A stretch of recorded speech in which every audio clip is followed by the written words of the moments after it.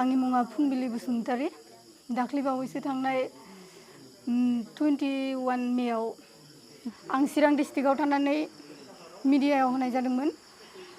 बे बाथ्राखौ आंनो आइया खिन्थाहरदोंमोन न'निफ्राय। जोंनि न'खरखौ न' बुसिनानै होखारहरनो बुंदोंमोन। बेहाय गामि गैया, रायजो नङा। बेहाय सासे सानै मानसिसो बुंदों। दायना अजा जेनेबा दायना अजा बिदिनो न' बुसिना होखारहरगोन होननायखौ सानैसो मानसियासो बुंदों।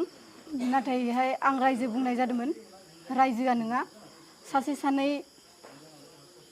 सानै मानसियासो न' बुसिना होखारहरगोन बायदिसिना बाथ्रा बुंदों।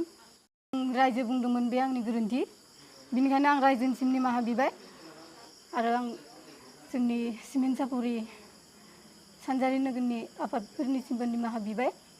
आं दाख्लै जा माबाफोर गोरोन्थि बुंफ्लांदोंबा आं निमाहा बिबाय। बे दिनै प्रेस मिटनि गेजेरजों बेखौनो फोरमायगोन आं सिमेन्ट दख'र दुलाराय बर' फरायसा आफादनि जानानै बेयावहाय मायाबा मोनसे देरहानाय, मायाबा मोनसे गोजोननाय बिदि जेबो फिलिंस मोनाखै। जिहेतु बेयावहाय जेबो प्रब्लेमानो क्रियेट जाखायाखै। दख'रा आफादनि जानानै आं बेखौसो बुंगोन जे थांनाय समावबो आङो माखासे खौरां बिजोङाव बेले बेजे सोमजिनाय जाथायनि सायावहाय आं बेखौनो बुंखादों। जोंनि ओनसोलाव लिडार दं, दैदेनगिरि दं, जेबो प्रब्लेम जायाखै। सोरबा माखासे मिसकमिउनिकेसन बेनि सायावहाय माखासे खोथा बुंगोन।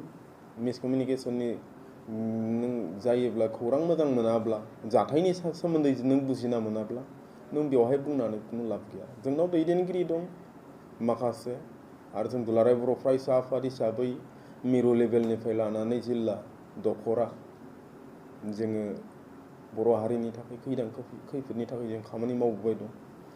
थांनाय बै समावबो 1 दानसोनि सिगां बे खौरां बिजोङाव ओंखारनाय जाथायनि सायावबो आं बेखौनो प्रेस मिटनि गेजेरजों फोरमायखादों जे जोंनि ओनसोलावबो दैदेनगिरि दं मोजां, मिरु लेभेलनि, जिल्ला लेभेलनि, दख'रा लेभेलनि हाबा मावबोनाय दिनैसिमबो दं, गोदोबो दंमोन।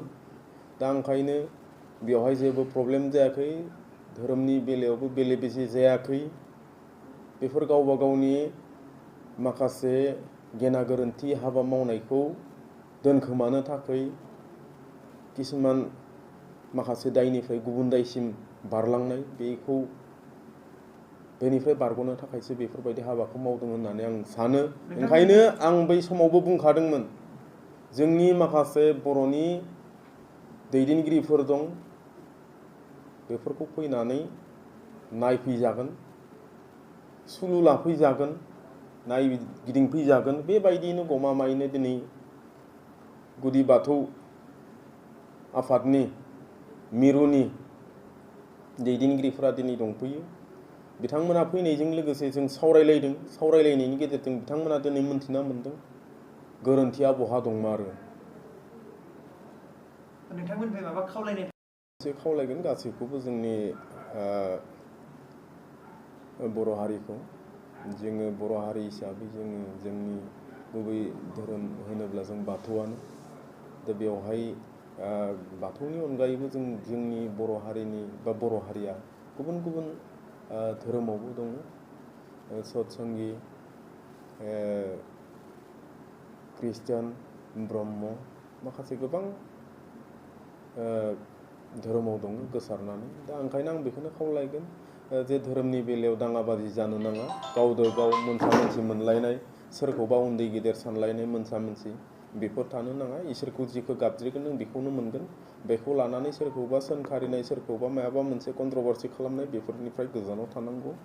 दा हारि हिसाबै हायोब्ला जों बर' हारि हिसाबै जोङो बर'नि गुबै बाथौ धोरोमाव जोङो बेवहाय थानानै जोङो धोरोमखौबो गाबज्रिनाय, बे धोरोमखौबो फोसावनाय बे हाबाफारिखौ मावोब्ला बेटार जायो आं बेखौ सानो आरोखि। दा बेखौसो बसुमतारीनि न'खरा मिथिनानै जा मिथियालासेनो जा एबा गुबुन जायखिजाया सुबुङा माखासे जोंनि सुलुंखौ मोजाङै आन्दाज लायालासेनो बुंनायानो जा, जों बेफोरखौ गासैखौबो थदबिर लानानै जों दुलाराय गुदि बाथौ आफादा जों दिनै बुंगोन जोंनि बे सानजारि नोगोराव बुंनो थाङोब्ला बे सानजारि नोगोरनि गुबुन गुबुन जोंनि बर' माहारियारि आफादफोरनि जायफोर दैदेनगिरिफोर दङ बेवहाय बिथांमोननि बुंथिनायजों जों मिथिनानै मोनबाय जे जों ससियेल मिडियायाव खोनानाय बादि एबा मिथिनाय बादि बेबादि बेवहाय बिदि बेले बेजे जेबो जायाखै एसे माबा मोनसे जादोंमोन नाथाय बेबो बांद्राय बेबादि जों गुबुनफ्रा खोनानाय बादि नंद्राया बेवहाय बिनिखायनो जों दिनैहाय जार्मानबारि गामियाव जेरैबायदि गोदो आगोलाव जेरैबायदि गोजोन थासारि दंमोन बे दिनैनिफ्राय आरोबाव बेखौ गोख्रोंसिनै गोजोन थासारिया सोलिगोन एबा जाबाय होननानै जों दहाय जों गावनो मिथिबोबाय दा बिदिबा रायजो राजायाबो दिनै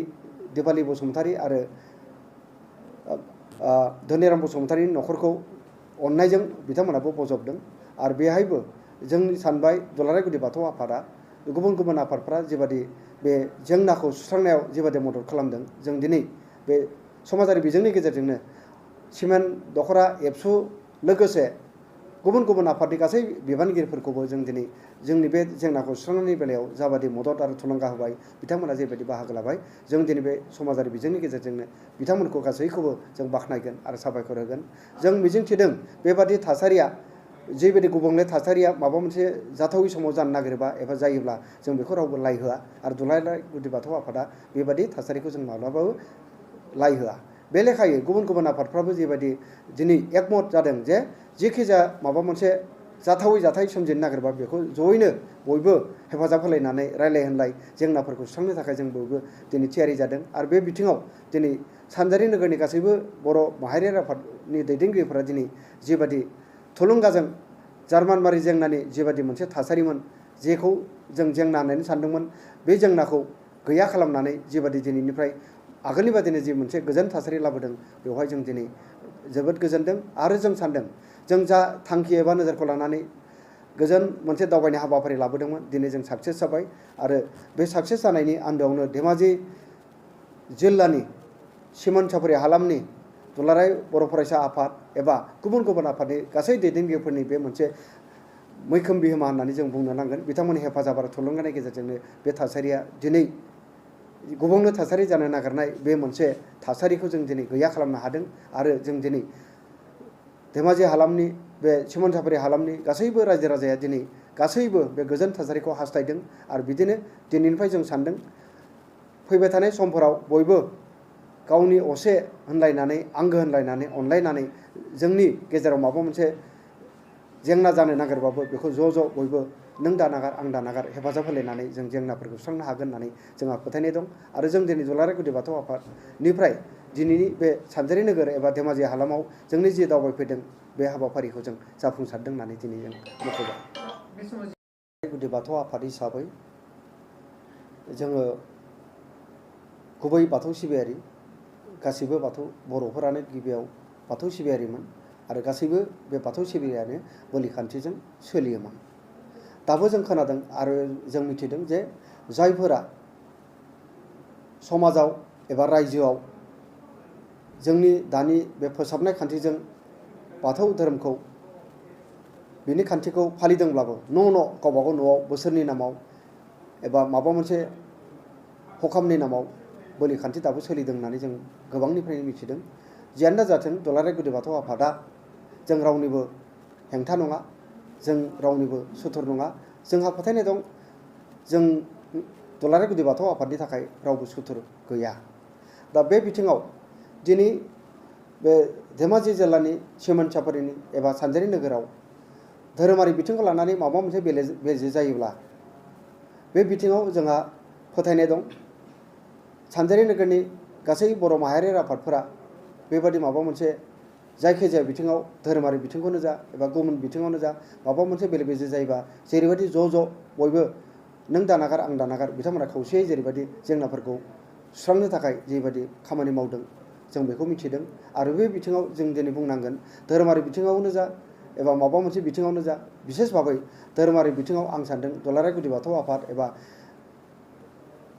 बाथौ मा होनो दुलाराय गुदि बाथौ आफाद आरो दुलाराय बाथौ गौथुमजों जोंहा जेबो कमप्लिट गैया जानो हागौ जोंनि सिबिनाय खान्थियाव आलादा नाथाय बाथौआ बाथौआनो बे हिसाबै जों सानदों जोंनि दुलाराय गुदि बाथौ आफादा दिनै दुलाराय बाथौ गौथुमजों धोरोमारि बिथिङाव सिबिनाय खान्थिखौ गारनानै धोरोमारि बिथिङाव जों माबा मोनसे सावरायलायनायनि गेजेरजों बाथौ धोरोमखौ मुलुगनि दरबाराव खोमथा फसंथानायजों लोगोसे जों सिनायथि होनो थाखाय आरो मुलुग दरबाराव बे बाथौ धोरोमखौ लांनो थाखाय जों माबा मोनसे मावलायनो हायो नामा जोंहा